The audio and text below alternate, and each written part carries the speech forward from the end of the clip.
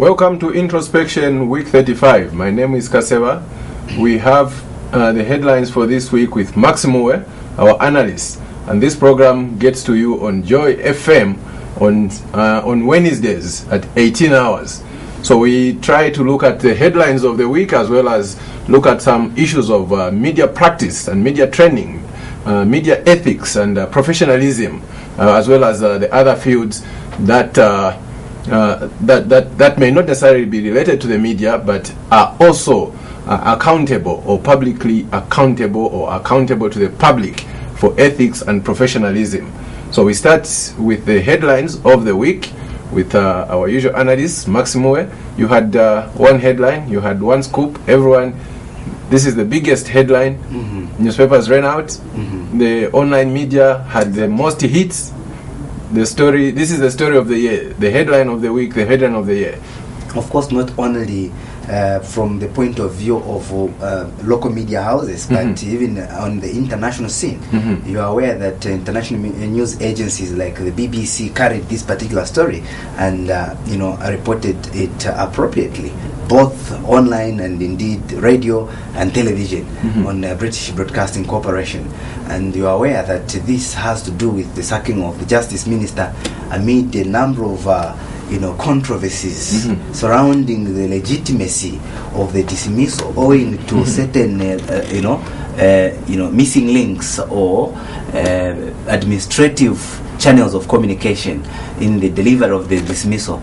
And we also have something to do with the press aid to the president, responding to Brigadier General Godfrey Mianda, former vice president of this country, and indeed and General Mianda responding to exactly. And we also have other issues to do with Palan and being judged by the media, especially looking at the injustice that has been perpetrated by one-sided reporting, and we also have issues that the right to fair trial. Palan goes with the right to fair trial, and the media has been violating that. Exactly. The pre-trial reporting, the extrajudicial killings, and so on and so forth. We seem to have a much larger process before the courts can make decisions, and unless they've been convicted exactly by the media. And of course that will also carry serious headlines. Also Mulongoti expressing his opinion on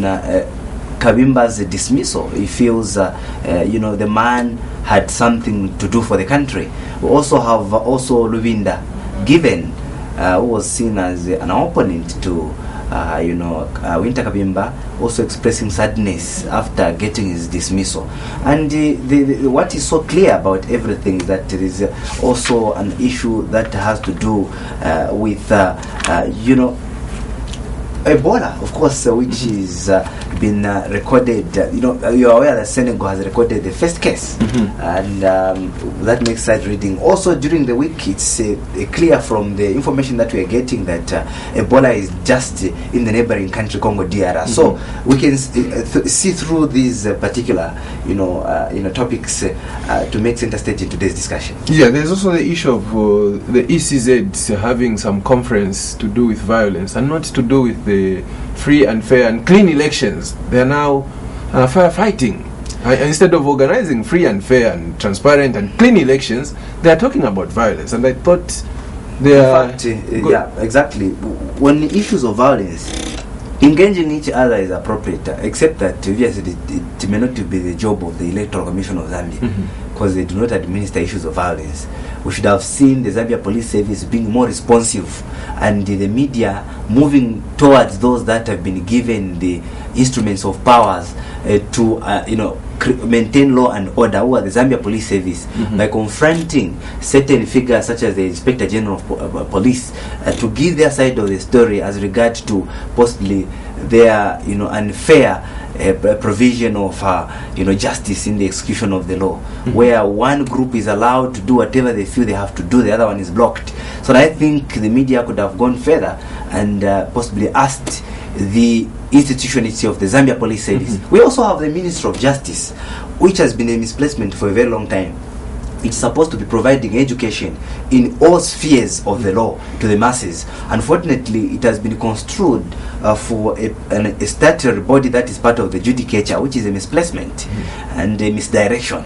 Because we understand that a particular ministry belongs to the executive, and its sole purpose is to ensure that there is justice in the nation. Unfortunately, it has been abused, and today as we speak, and I think it has taken a different stance altogether. And we hope with in our discussion we'll be able to reflect on one issue at a time. Yeah, I think the second segment should have the comedian Ozias remembering Manawasa and Dr. Jose talking about the relationship between comedy, satire, and is it buffoonery, and all these forms, their relationship with politics, and politics at the highest level.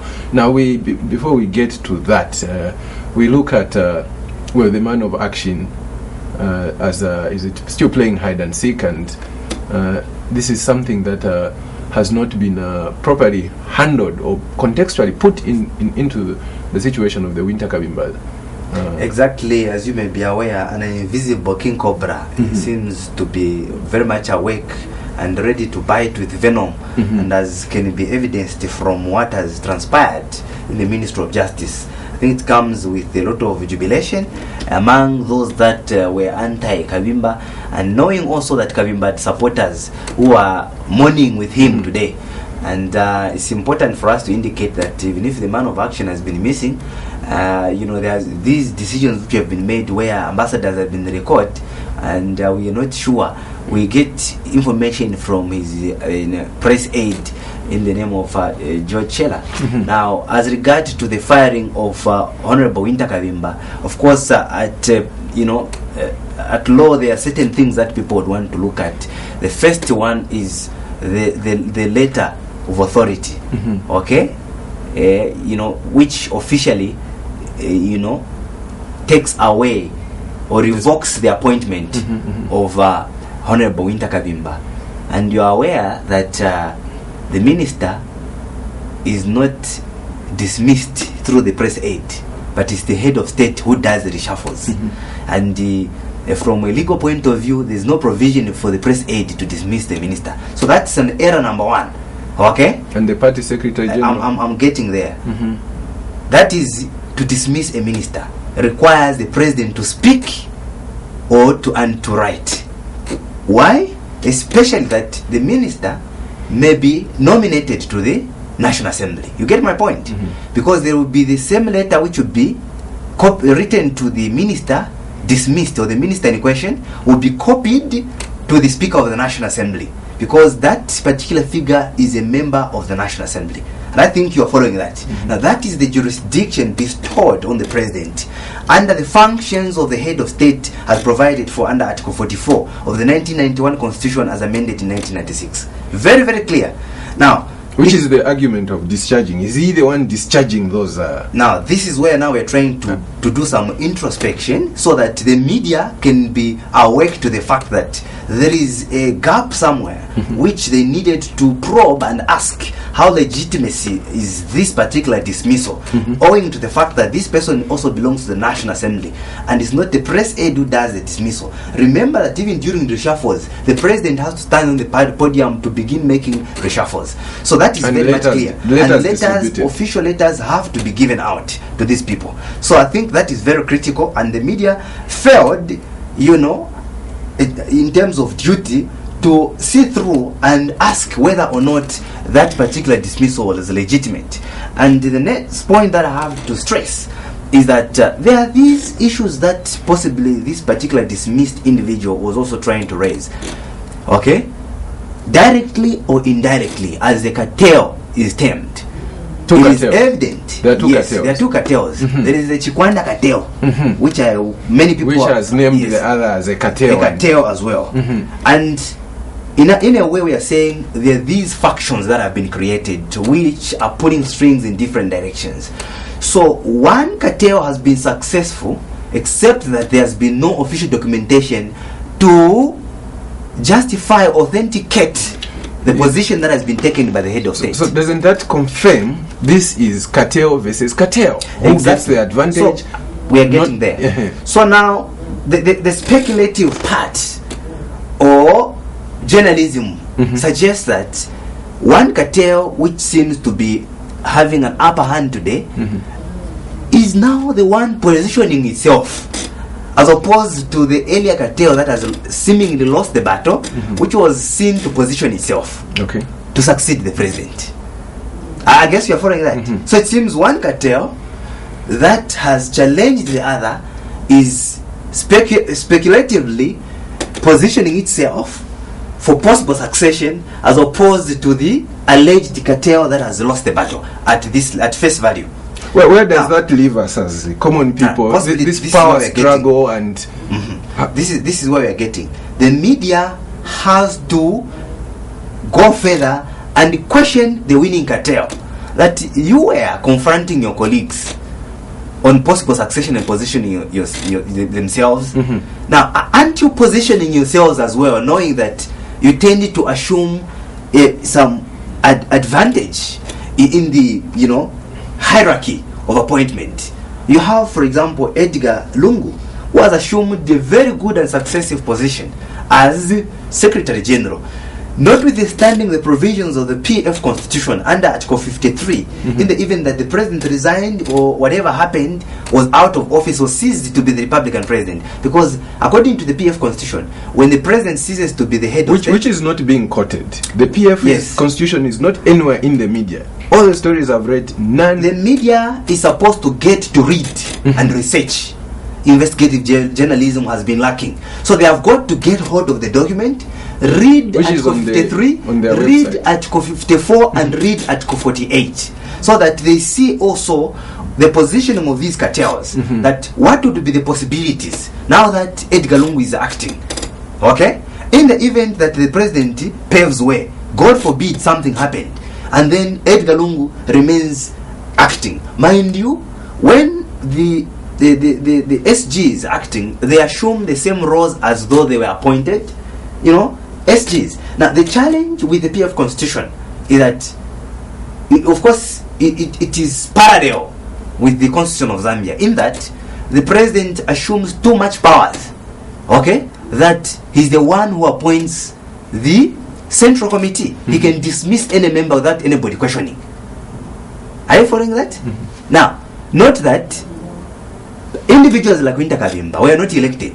That is how the party constitution is structured. They were simply appointed. But it does that. I think we will get back to that, the story of the year. I think we will take a break. I think what you have raised, which are some of the issues the media should be able to tell us and show us the letter to Kavimba, and does the letter to Edgar Lungu. I think Edgar Lungu expressed surprise, which was not properly covered by the media. He has no letter also, and the issue of Edgar Lungu being debarred by the Law Association of Zambia and rising to be Minister of Justice, then there is no issue of what happens to Winter's nomination.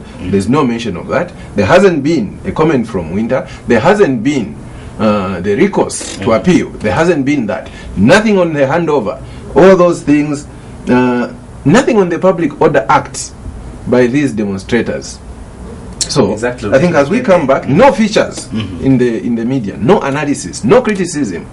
It's all celebratory. So as we get back, we'll also talk about the anniversary of Grey Zulu turning 90 years, something that is not being covered. It's all quiet, and this is a jubilee. The same date as Mwanawasa, the 3rd of September, also happens to be Grey Zulu's birthday. And we are hoping to get Grey Zulu's people to speak about that. For now, let's talk to Ozias and Dr. Jose on Dr. Mwanawasa.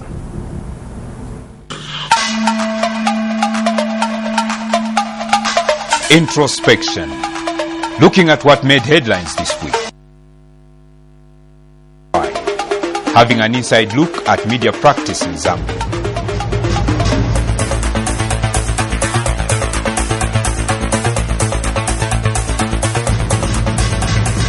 Introspection. Cutting-edge analysis and incisive critique of Zambian media practice. Only on Prime TV, every Saturday at 18 hours. Introspection.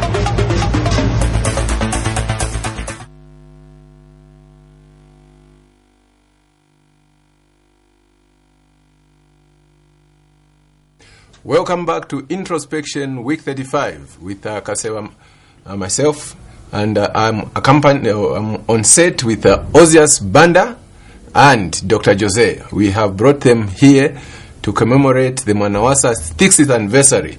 Mwanawasa died on 19th August and was buried on his birthday of 3rd September. And we have Ozias to remind us of Mwanawasa.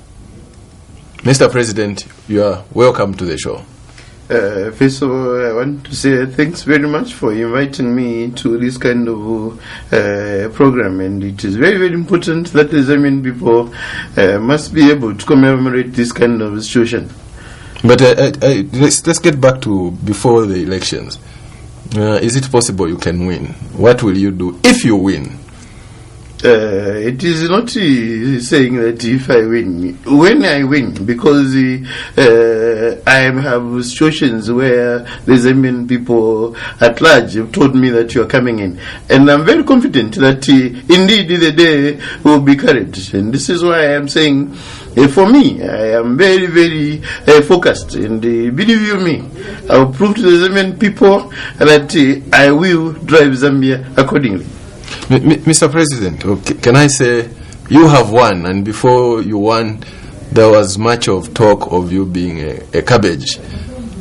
Those were very, very bad sentiments which were coming from people, but I proved to them that I am not a cabbage, I am steak, and all those who feel that using those sentiments on me. Thing is, I'm brilliant. I'm a lawyer by profession, and above all, very intelligent, better than those who are calling me names. Okay. I am going to prove to you that I am not cabbage, but I am steak, and this will prove itself as we go on, because I'm head of state of Zambia. Very, very happy.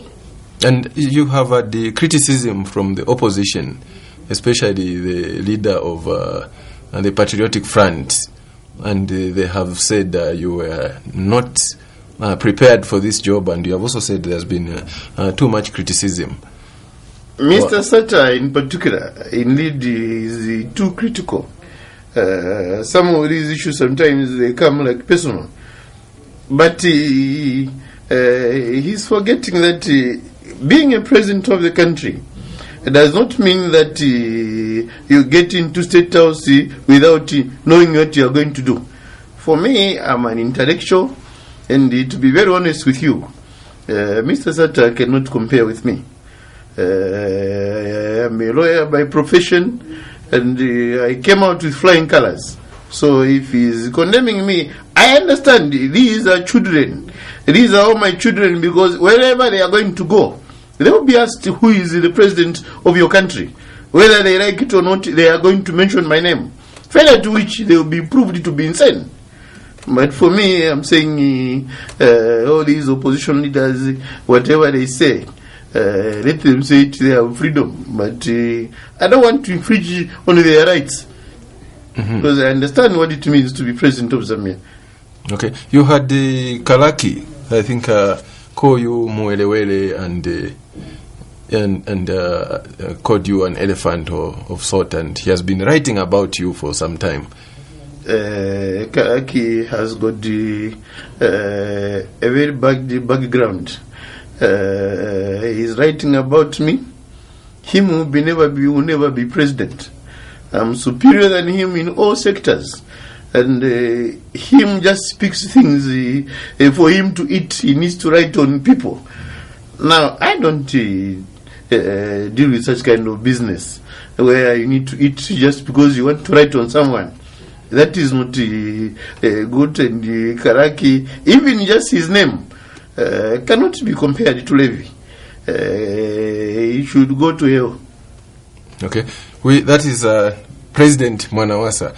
Dr. Jose, you have heard the president, and there is this issue of power and satire and comedy and mimicry, and when you get to see him remembering Dr. Mwanawasa in that manner, we do not have that or much of that anymore. that marriage of satire and power. And power.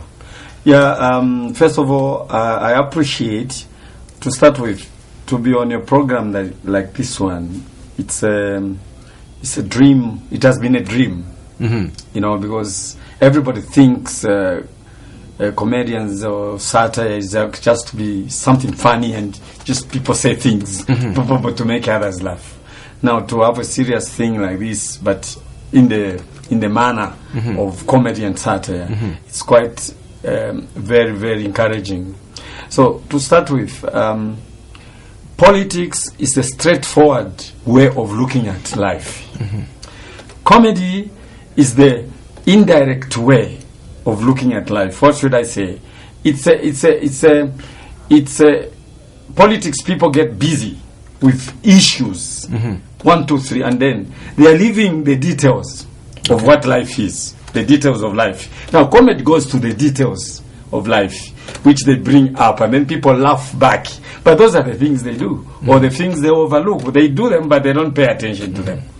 So satire, in any country that needs to be free, there must be satire, because everybody, like the way the president was saying there, he was talking about my issues here and there and there, okay? So that's the way they know Mwanawasa, okay? Now, a comedian even had the other way. When they laugh, when Ojas is doing that, and then they laugh. You know why they laugh? They say like, okay, I heard him say, but I wasn't free to appreciate his character and his voice and whatever. Now, since it has gone into Ozias, I'm appreciating because I'm free. I'm listening to Mwanawasa, who's free. You get a point? And that's where everybody misses it. We Africans, we die of depression. Not depression in terms of falling back and becoming weak and then you die. No. Depression in the sense that we are too strong, we are too heavy. All the things we hear and talk about is heavy. So you die up and then come down. But that's the person that gave you, the one you are enjoying. Why should you be in that tight corner? I remember one guy was about to score. He beat the whole defense. And then when he got about to score, you know, he had to do this. Then he saw the Pongos in the terraces. He had to leave the footballers. You know, he becomes serious. And then this guy comes, the keeper just picked the ball from there. What am I saying? I'm saying we have a lot of taboos. Now, you know what comedy does? It appreciates the taboos. But people look at taboos from the front page. This is a taboo. Now, behind the taboo, there's laughter and joy. Now, that's where the comedy goes. The comedian goes behind the taboo and picks the laughter, the other part. Now, Africans will tell you, no, don't copy. There's no other part. This thing is here. And but that's where we go. Ozias, I think you had a personal relationship with, or you developed personal relationships with Dr. Chiluba and Dr. Mwanawasa, and I think you had them appreciate you and appreciate your talent, and you put in a lot of effort to come to that stage, which was up to... You're very right. We are talking to Ozias now. Ozias now, yes. I had a situation where Dr. FTJ would actually, you know, all the times where one-on-one. I've been one-on-one with RB, one-on-one with Mwanawasa, one-on-one with KK, one-on-one with FTJ. Yes. Even HH, one-on-one. But the thing is that, you see, just the comedy that you do really brings you close to these big leaders. So it's not just a voice. No. You see what I'm saying? The comedy that you do, they actually, even them, they have stress. Once they hear you cracking these kind of jokes and doing voices, they feel very good. They feel relieved. The other time, FTJ, I was doing a function at Pamosi. FTJ laughed. He opened up his mouth where you can even see the last teeth. Yes. It was on paper. It was on the post. People were calling me saying, "What did you do to FTJ?" Yeah, then we talk about Mwanawasa. I think Mwanawasa was taken to be, as Dr. Jose says, to be heavy, but there's... Yes. Dr. Levi Patrick Mwanawasa was to me, he was a good father. A very good father who appreciated me. And most of the, let me say, even the people around him, even the security people, knew the relationship. You'd find that they would actually ask a person, who is the MC? They said, this one. He said, no. The president would appreciate Ozias. Get hold of him. They would call me. And the president would actually, just upon arrival, told me, Ozias, the prayer, national anthem, do everything. We're going for another function. And where you're talking to the president one-on-one, appreciating him, he even tells you, Ozias, you really speak like me. Then, with comedy, you see, you do on the positive part of an individual. That is what the psychology is. You make sure even the message that is coming out from you is a very relevant information that is building that individual. You see what I'm saying? Building that individual. And even when he hears it, he says, oh, that guy is good. Even the praises will be more because of the information that you're actually floating. Okay. Yeah, I think maybe, sorry to cut you, I think the issue is you're talking of a total package of a person. Now, I think what we do not have, and what that has not been appreciated by us viewers or listeners, that you bring out a total package, and which is why in the Mwanawasa Memorial is touching more, which Dr. Jose will touch on, touching more on the person dying, other than the total package of what a memorial should be and what the full person was. Yeah, correct. Just like I was saying, you see the way, because like last time, there was a memorial for Mwanawasa. People knew very well that Ozias used to do this man very well. I thought I was going to be caught. I was never caught. And people asking me, Ozias, tell me the clip on Mwanawasa, memorial. Because they could have given you chance. I want to go because they could have remembered this name, this man, through the voice. And lucky enough, 2 years later, there was a memorial. There was a fundraising dinner for Mwanawasa Foundation at Intercontinental. I was engaged. When I did the voice, first I did these other voices. Then I said, for Mwanawasa, I'm not going to do it. It's a very expensive voice. You know how this man was. I want you people to put some money. They put monies there. The first lady, when I started the voice of Mwanawasa, the first lady laughed. The daughters, one of them came to approach me saying that, Shh, you speak like that. You see? So comedy, well, it's a very wonderful, lovely thing. And for me, for Mwanawasa, he was a great leader. Okay. Great leader, and we missed him a lot. Whatever he left a mark. Wherever he passed, he left a mark. Okay. As we close this segment, Dr. Jose, what should we have as the future of comedy and satire? This doesn't seem to be a very good time. Yeah, it is. It's always a good time. I think what has been my problem, what has been my wish all the time, is to clarify the role of comedy in a society. Okay. It's not a personal thing. It's not a thing that should make people laugh all the time. It's a thing that reminds people that there's another life, okay, apart from being serious. Okay. For example, comedy, man is made to think straight. Okay, man is made to relax. Because when he relaxes, he thinks better. And the best way to relax is comedy. Okay? Now, when you are talking about comedy, you will find that there are areas like religion, politics, and culture. These are things that press people down because they're too heavy, they're too serious. Now, when comedy comes, it lights up these issues. Okay. But you would find in Africa, you go to you submit a certain thing, they will tell you, that was good, but you were mocking the region. That was good, but you were like looking down on the president. Well, that was good, that kind of thing. I remember when I was in the States and I met Ed Murphy, and we were doing a comedy there. It was a night, and the president, Mr. Michael Sat, was there. And then this guy just rose up and said, Ed Murphy said, hey, you understand what? You Zambians, you Africans, you are not good. You are not free comedians. Here in America, I can call Obama a fool. You can't call you're a fool. You can't call a president a fool. I said, we can. Then I looked at the president. He was seated there. Then his whole entire I mean, Ntwari said, is he going to do it? I said, let me show you that we are also free. Okay? I went there and I said, Obama is a fool.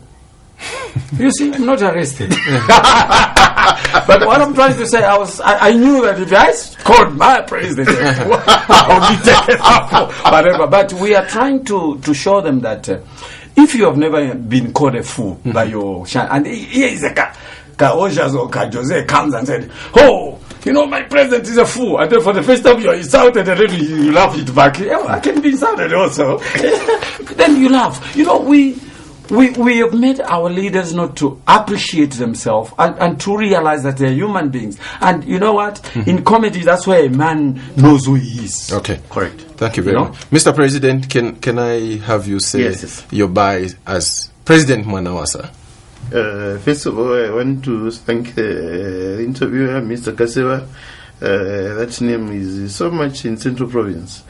And I think it is a wonderful event that you called me here. The Zambian people must know that I am there for them. And I said, I will speak for the voiceless. And all those who are going to go against the law. And I repeat, all those who are going to go against the law, they are going to face arrest. And no one is above the law. There are people who feel that they are old politicians and they cannot be touched. But for me, as President Mwanawasa, I don't fear anyone. Anyone is liable to charges, whether the party or at the national level. So to me, I say this is a wonderful interview, and I'm very, very happy. And please, let us continue to live as one, and I always preach love. Thank you. Thank you very much, Mr. President. You are more than welcome. I will speak to you in Lenje. Ndarumba maningi mwachatanchito. Anewa Ndarumba. Ndarumba. Yeah. Jose. Yeah, I wanted very to say much. something. You have kept me short. I don't know whether the director will give me this because I can't go without saying it. If you can give me this, I say this. You know what? The media, television, radio, and everybody, they've taken comedy out, especially Zambian comedy. And what they've done to society is quite suicidal. A lot of people are dying there because of pressure. Okay. They used to love. So I'm appealing to all media houses to reintroduce comedy back on the air. Okay, point taken. Thank you very much. Let's meet on the other side.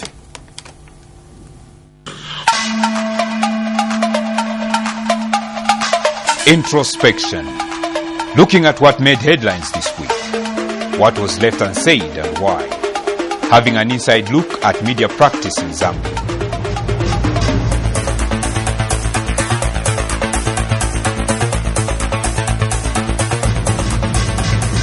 Introspection. Cutting-edge analysis and incisive critique of Zambian media practice.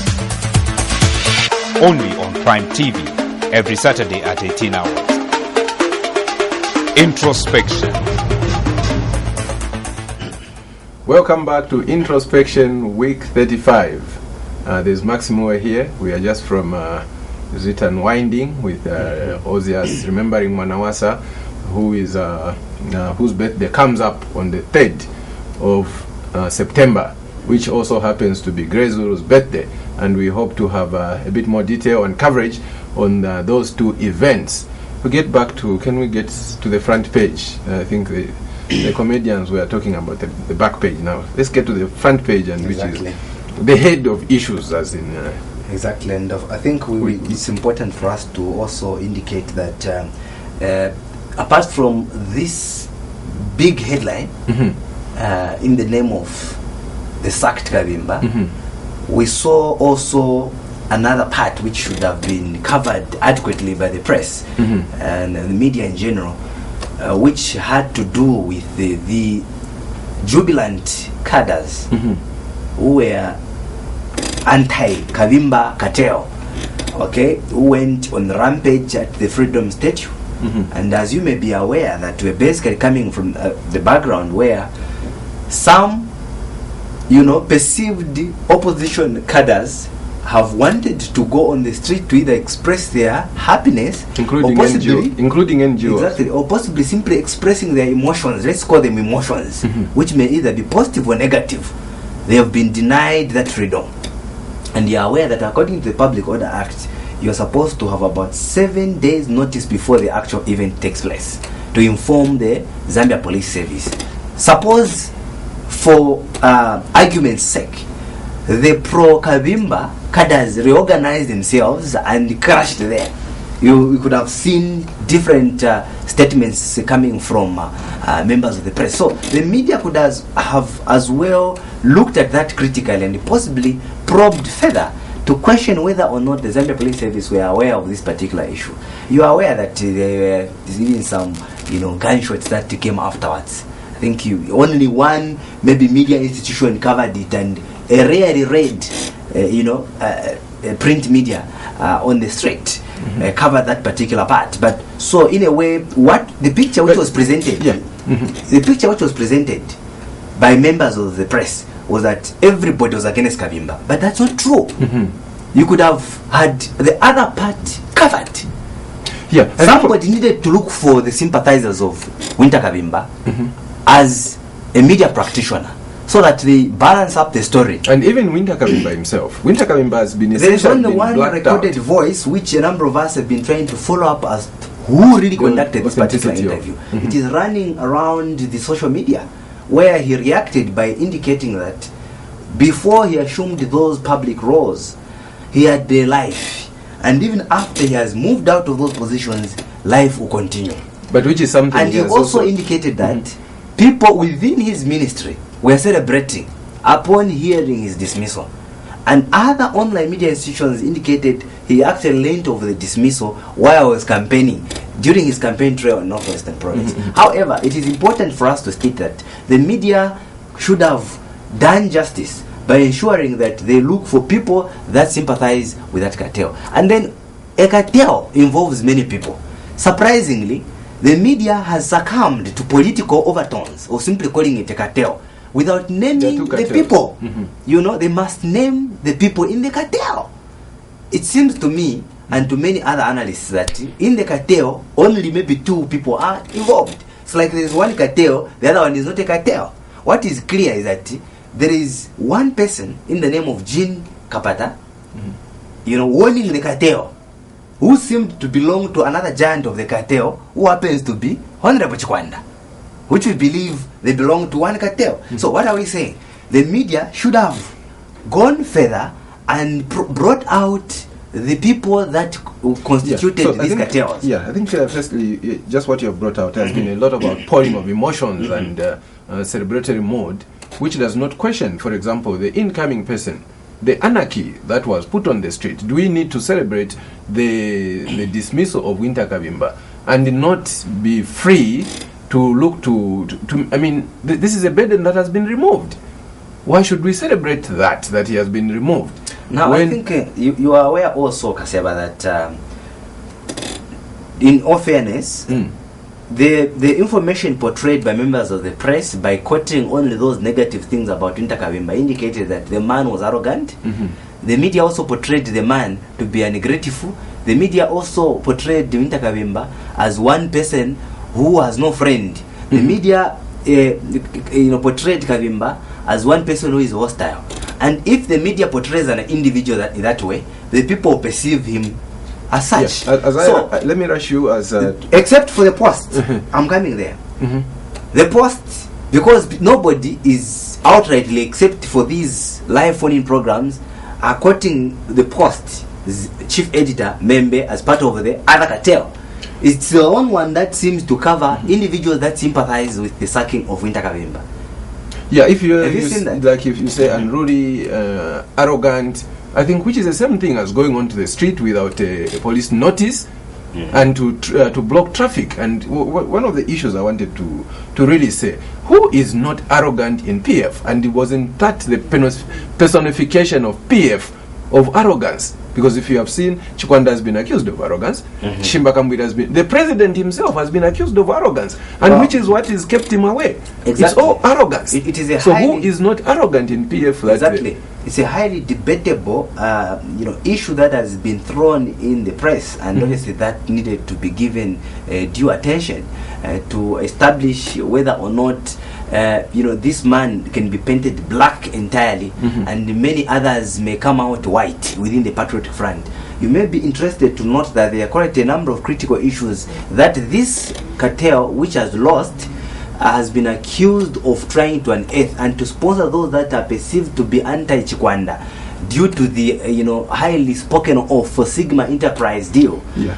Now, that critical issue involving Sigma is very critical, and it has to be given enough attention by members of the press. As things stand, what is taking center stage is the Winter Kavimba story. What about these other issues arising from the point of view of Chikwanda?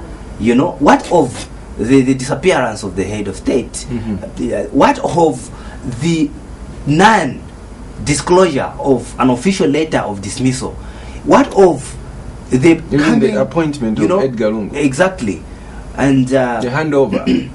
Those are some of the things that we need to take up. And then it's a question of what next, because the same media now is covering the impending expulsion of Winter Kavimba. What then is the newly appointed SG saying as regard to the future of Winter Kavimba and the Patriotic Front? Who is the disciplinary committee? Now, exactly.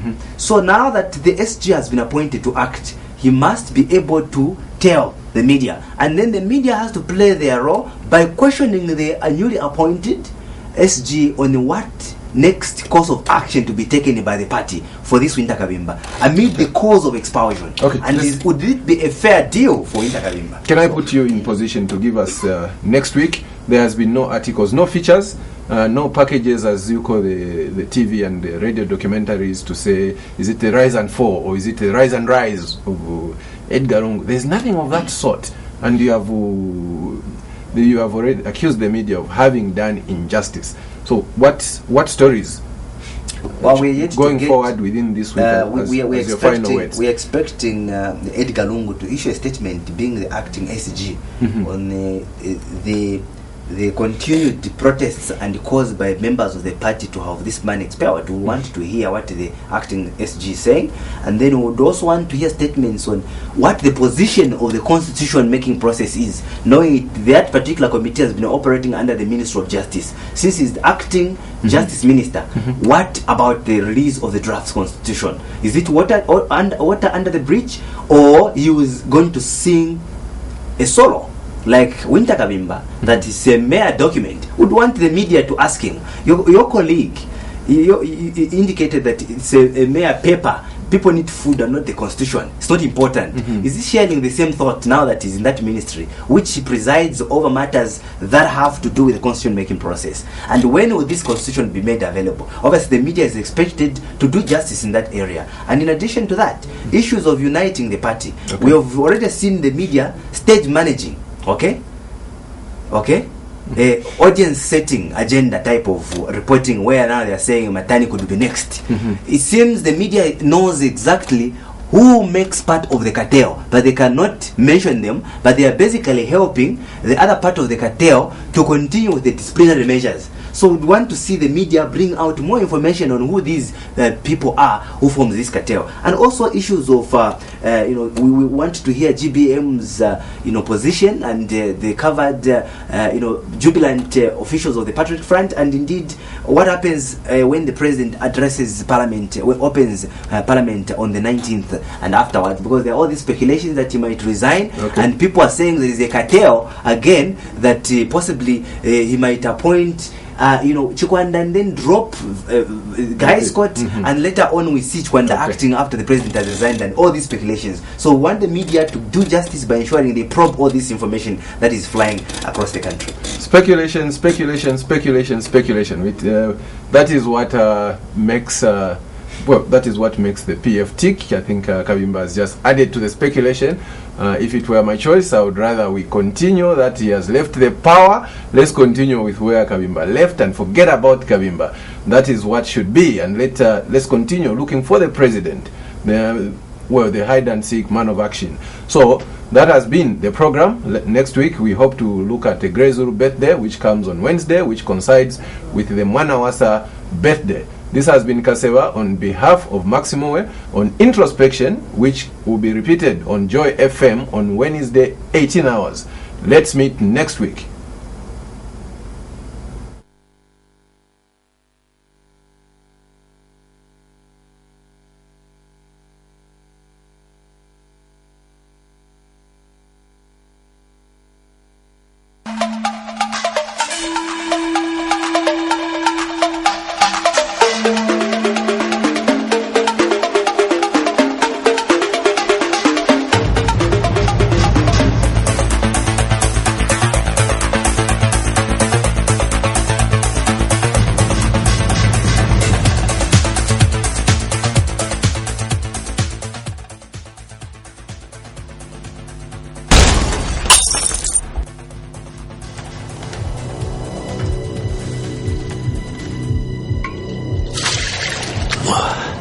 Cold. Sure about this? No.